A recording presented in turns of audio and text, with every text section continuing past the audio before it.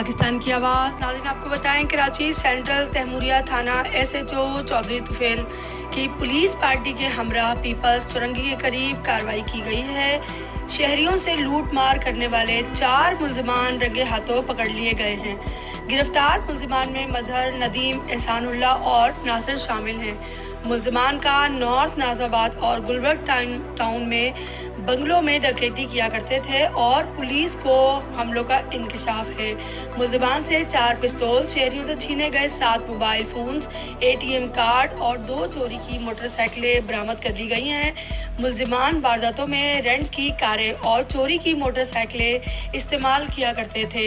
मुलजमान जो गिरफ्तारी की किस तरह पहुंचे थे आप? पुलिस को आज इतला मिली है कि 4 मुलजमान पीपल चुरंगी के करीब शहरियों को लूट मार में मसरूफ़ हैं।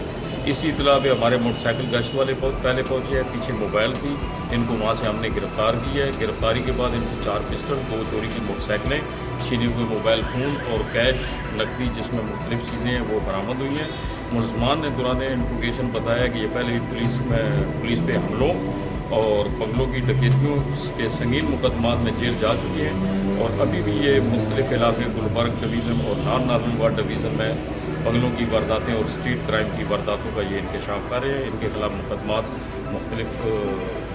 मुख्तलिफ दफ़ात के तहत दर्ज करके कार्रवाई पुलिस ने शुरू कर दी है। इससे कबल भी बंगलों में डकैती और पुलिस पर हमलों समेत संगीन मुकदमात में जेल जा चुके हैं। जी।